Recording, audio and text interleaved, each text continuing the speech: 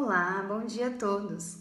Nós chamamos esse momento de Obras Póstumas, os escritos de Kardec, e nosso intuito é, de maneira muito breve, muito rápida, trazer para vocês os ensinamentos que estão contidos nesse livro.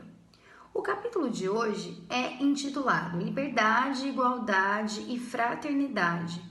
Nesse capítulo, Kardec fala um pouco sobre o que seria cada uma dessas três palavrinhas, que nos parecem tão simples, mas que ficam tão complexas na fala de Kardec. Segundo ele, liberdade, igualdade e fraternidade por si só já são um programa de ordem social. Realizaria na humanidade um progresso que não é nem possível descrever. Segundo ele, a fraternidade resume todos os deveres do homem para com seus semelhantes. Nas palavras de Kardec, significa devotamento, abnegação, tolerância, benevolência, indulgência. É a caridade, na sua mais pura essência. Afinal, um homem fraterno é aquele que não se coloca no lugar, que não se coloca em primeiro lugar, mas sim se coloca ao lado do outro. Segundo Kardec, o oposto da fraternidade seria justamente o egoísmo, quando as pessoas colocam os seus próprios interesses em primeiro lugar. Na continuação, Kardec diz que a igualdade caminha junto com a fraternidade e seria justamente tratar o outro como irmão, querer para o outro o mesmo que eu quero para mim. E aí você tem a liberdade e a igualdade.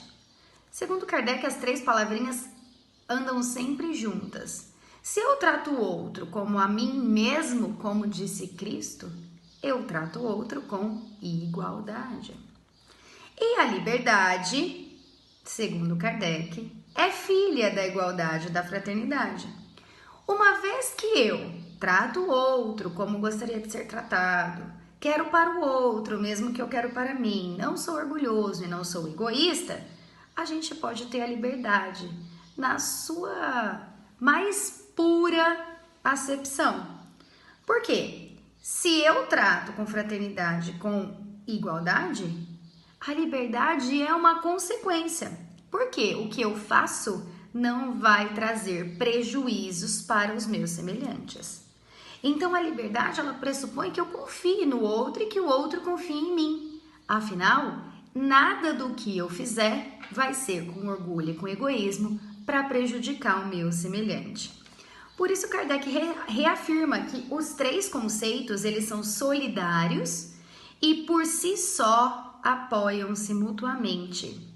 A fraternidade, praticada em sua pureza, requer a liberdade e a igualdade, sem as quais ela não vai ser perfeita. Sem a fraternidade, a liberdade vai se transformar em más paixões, e essas más paixões vão correr sem freio. É por isso, então, que Kardec diz que as mais livres nações são forçadas a impor limites à liberdade. A gente precisa de uma lei que diz que a sua liberdade acaba quando começa a liberdade do outro. Se nós vivêssemos na essência a liberdade, a fraternidade, a igualdade, essa lei não seria necessária, porque nós saberíamos que os nossos limites são os limites do outro. Nós não íamos querer para o outro o que nós não queremos para nós mesmos. E isso é em toda a amplitude do outro. Não é só o outro, minha mãe, meu pai, minha irmã, meu irmão, meu companheiro, minha companheira. É o outro que eu não conheço. O outro cujas ideias são diferentes das minhas. Seria o outro de uma forma geral. E Kardec termina dizendo que para que haja fraternidade, liberdade, igualdade, não basta decretar e inscrever a palavra numa bandeira. E aí a gente volta historicamente à Revolução Francesa, cujos ideais eram liberdade, igualdade e fraternidade. No Iluminismo, quando o povo queria não se subjugar ao rei e às imposições da monarquia da época. E quando a gente fala de datas, a Revolução Francesa aconteceu de 1789 a 1799, mas as ideias que essa revolução trouxe perduraram por muito tempo na França. E Kardec nasce em 1804, em 1869, numa sociedade que na época era modelo para todo mundo, cuja cultura, cujos lemas, todos na Europa toda queriam seguir.